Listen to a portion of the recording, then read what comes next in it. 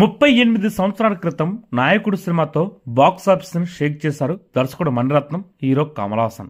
ఆ తర్వాత ఇన్నాళ్లకు వీరిద్దరి కాంబినేషన్ వచ్చిన సినిమానే తగ్ లైఫ్. ఈ హై వోల్టేజ్ గ్యాంగ్స్టర్ డ్రామాలో సింబు కీలక పాత్ర పోషించారు. త్రిష, అభిరామి హీరోయిన్ గా నటించారు. ఈ రోజు రిలీజ్ అయిన ఈ సినిమా ఎలా ఉందో మన రివ్యూలోకి వెళ్ళి తెలుసుకుందాం.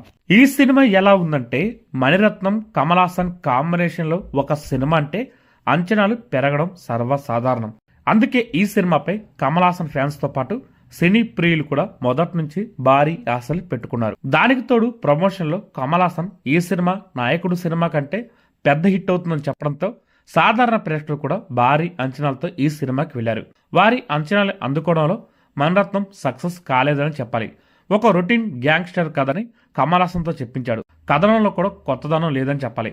ఈ సినిమా చూస్తున్నంతసేపు మణిరత్నం తెరకెక్కించిన నవాబు సినిమాని గుర్తుకొస్తుంది. అందులో వచ్చే ట్విస్టులు కొంతమేర ఆకట్టుకుంటాయి. ఇందులో అది కూడా లేదని చెప్పాలి. ఒక సాధారణమైన గ్యాంగ్స్టర్ కథకి ఫ్యామిలీ ఎమోషన్ యాడ్ చేసి ఈ సినిమాని తీర్చిదిద్దాడు మణిరత్నం. సాధారణ కథ అయిన తెరపై ఎంతో అద్భుతంగా చూపించే సత్తా ఉన్న డైరెక్టర్ మణిరత్నం. ఈ కథ, అందులో రాసుకున్న పాత్రలు, వాటిని తీర్చిదిద్దిన విధానం చూస్తే నిజంగానే ఇది మణిరత్నం సినిమానేనా అనే అనుమానం కలుగుతుంది. కమల్ హాసన్ తో పాటు ఏ ఒక్కరి పాత్రను కూడా బలంగా రాసుకోలేకపోయాడు. సినిమా ప్రారంభం నుంచి ముగింపు వరకు ఎక్కడా ట్విస్టులు కూడా ఉండవు.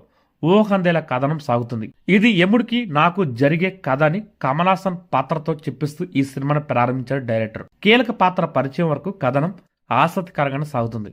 తన అన్న మాణిక్యం కూతురు ఆత్మహత్య చేసుకోవడం, దానికి కారణమైన వ్యక్తిని కాల్చి చంపి శక్తిరాజు జైలుకి వెళ్లిన తర్వాత అసలు కథ ప్రారంభమవుతుంది. అమర్ మారిపోవడం, ఆధిపత్య పోరుతో శక్తిరాజుని చంపేందుకు చేసే కుట్ర, ఇవన్నీ రొటీన్ గానే ఉన్నా మధ్య మధ్యలో వచ్చే ఫ్యామిలీ సన్నివేశాలు ఆకట్టుకుంటాయి. కమల్ హాసన్, అభిరామి మధ్య వచ్చే సన్నివేశాలు రొటీన్ కథనంతో విసిగిపోతున్న ప్రేక్షకులకు ఉపశమనం కలిగిస్తాయి. ఇంటర్వెల్ సీన్ సెకండ్ హాఫ్ పై కాస్త ఆసక్తిని పెంచుతుంది. ఇంకా సెకండ్ హాఫ్ లో అయితే కథనం మరింత రొటీన్ గా సాగిపోయింది. రెవెన్యూ డ్రామా అంత ఆసక్తికరంగా అనిపించదు. క్లైమాక్స్ కూడా రొటీన్ గానే ఉంది. ఇంకా నటీనటుల గురించి మాట్లాడుకుంటే కమల్ హాసన్ నటన గురించి ఏం చెప్పగలం? ఎలాంటి పాత్రను జీవించగలడు? రంగరాయ శక్తిరాజు పాత్రలో ఆయన ఒదిగిపోయాడు. అయితే కమల్ హాసన్ గతంలో అలాంటి పాత్రలు చాలా చేయడంతో తెరపై చూసినప్పుడు కొత్తగా ఏమనిపించదు. అలాగే యాక్షన్ సన్నివేశాలు కూడా కమల్ పాత సినిమా గుర్తుకు తెస్తాయి. అమర్ పాత్రకు సింబు న్యాయం చేశారని చెప్పాలి. అయితే ఆ పాత్రని మరింత బలంగా తీర్చిదిద్దితే బాగుండేదేమో. అలాగే మాణిక్యంగా నాజర్ రొటీన్ పాత్ర చేశాడు. ఇంకా శక్తిరాజు భార్య లక్ష్మిగా అభిరామి ఉన్నంతలో బాగా నటించింది. త్రిష పాత్రకి అంతగా ప్రాధాన్యత ఉండదు. మణిరత్నం కమల్ హాసన్ సినిమా కాబట్టి ఆ పాత్ర చేయడానికి త్రిష ఒప్పుకుందేమో. అలాగే సాంకేతికంగా ఈ సినిమా చాలా బాగుంది. ఈ సినిమాకు ప్రధాన బలం ఏఆర్ రెహమాన్ చెప్పాలి. తనదైన బ్యాక్గ్రౌండ్ స్కోర్ తో ఈ సినిమా స్థాయిని పెంచేశాడు. యాక్షన్ సన్నివేశాలకు ఆయన ఇచ్చిన బ్యాక్గ్రౌండ్ స్కోర్ అదిరిపోయింది. పాటలు పరవేదన అనిపించాయి.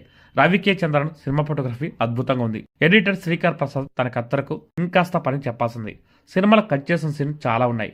నిర్మాణ విలువలు బాగున్నాయి. ఫైనల్ గా ఈ సినిమా ఎలాగుందంటే ఒక్కసారైతే ఈ సినిమా చూడొచ్చు.